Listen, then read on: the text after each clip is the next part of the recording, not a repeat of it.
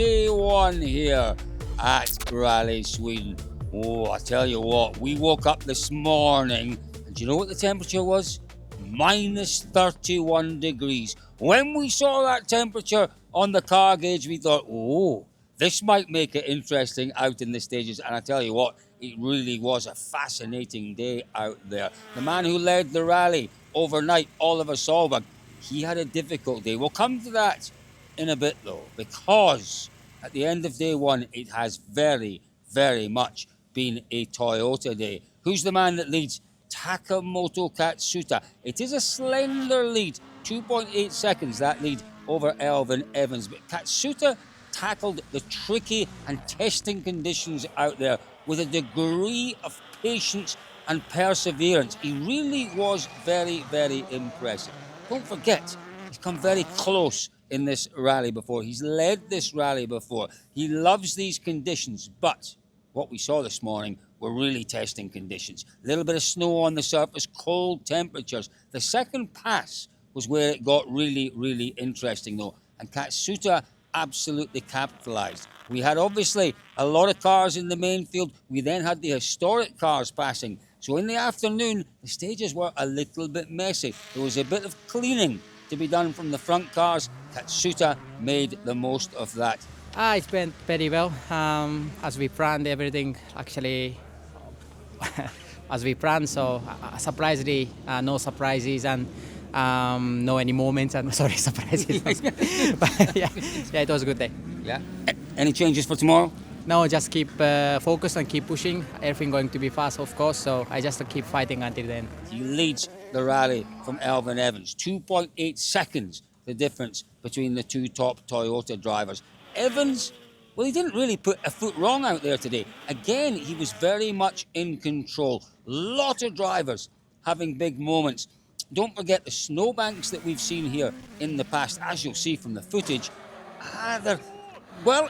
They're lacking, shall we say. They're a lot smaller than they would normally be. They're nothing like as firm as they would normally be. So the slightest mistake can be very heavily punished. If you hit those snowbanks, well, in the past, what happened? You'd bounce off. But with these smaller, less solid snowbanks, there's every chance you'll be pulled off into the deep snow, and we saw that happening a number of times. There's not too much to change on the car. We were fairly happy with how things went today. So there won't be too many changes on the car, and then from our side, just the usual video prep. No early bedtime for us. It's shaping up to be a very similar weekend to last year, isn't it? You know, you and Taka battling tooth and nail as you did last year. Yeah, so far it's been quite similar. Of course, Taka's very strong on this rally, so definitely going to have to, do our best tomorrow and see if we can fight as usual. Solberg's just shown us on the ice rink there that you can do a bit of curling. How's your curling? I'll leave that to him. Good luck tomorrow. Cheers. You want to have a go? No, thank you. What about the man in third place? Well, it's the Toyota driver that you could argue had the most pressure on him at the start of this rally. Young Sami Pairi. Oh, Monte Carlo. What a disaster for him. He's admitted the worst rally of his career. Needed to perform out there today. Huge amounts of pressure. And again, much like Evans, was very, very much in control. Pairi was impressive, and he finishes the day on the podium, 22.2 seconds adrift, with more to come from Pairi. And for me, that is the exciting prospect. Young Sami Pairi, that pressure that was on him, it's gone. It's lifted. Yeah, of course, it's nice to be on the podium position, or still pretty much in the fight. Okay, it's really long way to go, I must say, but we are not too far from the lead. Even if we really start to push tomorrow morning, maybe we can catch up. And also the guys behind us I think they are having some fight between themselves. I guess they also try to catch me, so it would be pretty too soon to say anything more, but okay, it's pretty decent too, so far. Well, what about the fourth of our Toyota drivers that we haven't talked about yet? Well, the pre-event favourite for a lot of people. A remarkable start to the rally yesterday evening. That opening stage, 10 kilometres in length. He was nearly 4 seconds quicker than the second place man, Elvin Evans. But It's a difficult and different story for Oliver out there today. He had a few issues. This is what he told us on one of the road sections. I know it was tricky out there this morning. I know you were a little concerned about the amount of snow, but one or two unusual mistakes from you out there this morning. You seem to be pushing really hard to try and mitigate the amount of snow on the roads. No, I wasn't really pushing, but it was just I lost the rear actually on the way into the corner, and it was just too much snow on it. And just lost the rear and we were hooked into the snow really. Yeah. But in those situations where you can't see anything, you don't really know where you're going, it must be difficult to keep your foot in to pull yourself out. I've done it twice now. Keep the foot flat, but okay. I mean, this afternoon I'm doomed anyway with the conditions, so no chance. You just try to stay out of trouble, but I can't do more. Looking forward to tomorrow and more even conditions for everyone. Hopefully. Well, wasn't it great to hear from young Oliver Solberg on that road section? But I tell you what, we actually caught up with just about all of our drivers there. And our Club DirtFish members, they saw that video. So if you want to see that type of video on Club DirtFish, then you come along, join us there, and we will show you that type of video. You can talk to this man as well a little bit more. That's Sammy Pyrie. You don't know who I am. I know. It was a horrible moment, Sammy, and I apologise profusely. It was nothing personal. That's what happens with old men like me. Yeah, but your concern was touching. You can do and say whatever you want, and then after that you can just say, okay, nothing personal. Right. He's so right. He's so wise, isn't he? He's so wise for a young man. I have to explain what happened earlier on. I have had a tendency to occasionally have blocks, proper blocks with drivers' names. I had one of those moments with Sammy earlier on, and it was worrying me because it took 3 questions until I remembered his name. But he's dealt with it, as you can tell, very well. So Oliver Solberg sitting in 6th place. Well, there are 2 Hyundais between Solberg and Sammy Pyrie. The leading Hyundai. Is this a surprise? Do you know, for me, it is a little bit of a surprise. Esa-Pekka Lappi. He's a long way off Sammy Pyrie in 4th place, over 22 seconds.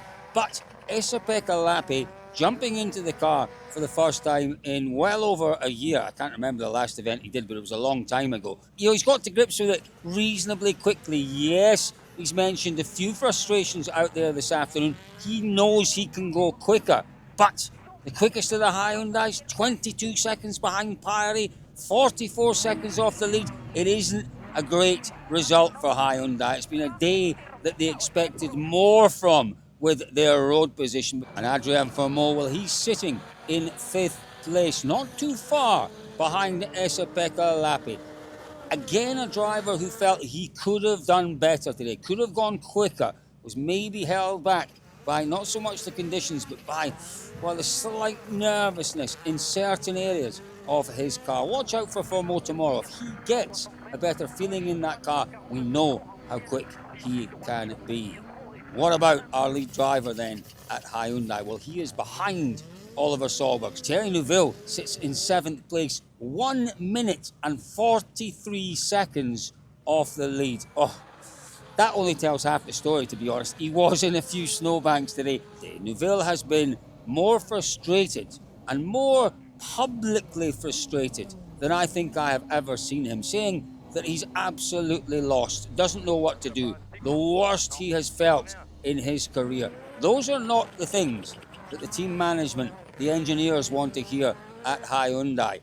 It's very frustrating. I mean, this morning we should have lost 10 seconds because we went a bit wide.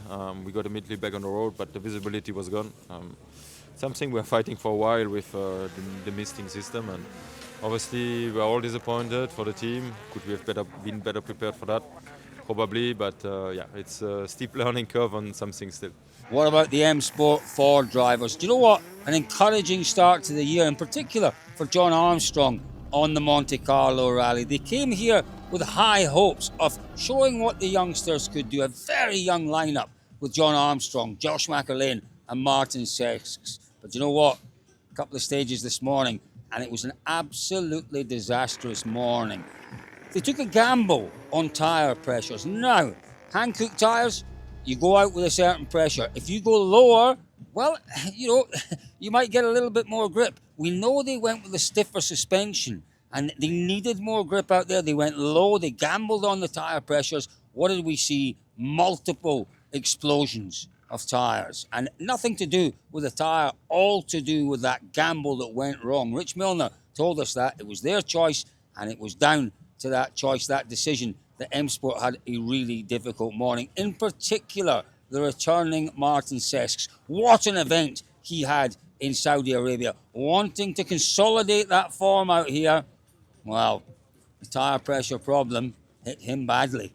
The quality in WRC2 here in Sweden is absolutely right up there. We have some really quick, in particular, Finnish and Swedish drivers competing hard in WRC2. But it was the Finns that dominated proceedings out there today. Ruppa Korhonen, goodness me, he's come on tremendously, hasn't he, in the last year or two? What a day he's had. He leads by just over 10 seconds from the returning Teemu Sunanen. Sunanen was very, very impressive. Jumping into that car for the first time this weekend. There's more to come from him. I'm very much looking forward to that battle between those two incredible flying Finns tomorrow.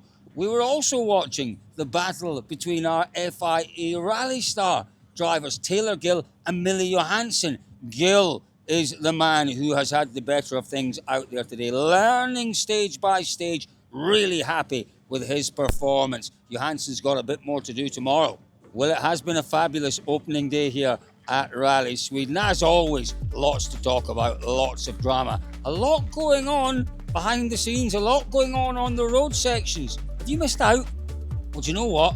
Come and join us. Club DirtFish on Patreon. Look us up, come and join us, join the community. Get all of the insights, lots of great information, lots of great video, great podcasts, great analysis, and more than that, we have a fabulous community section where you can more or less just you follow the rally, join the rally in our community section. It's a lot of fun. I look forward to seeing more of you there. But I also look very much forward to tomorrow. Today's been fabulous. Who's going to stay on top in the battle between Takamoto Katsuta and Elvin Evans? Let me know in the comments below. Is it going to be Taka's day? Is it going to be Evans's day? Could it be young Sami Paire's day? Love to hear your comments below. Folks, we've had a great time out here today. Minus 32 was challenging.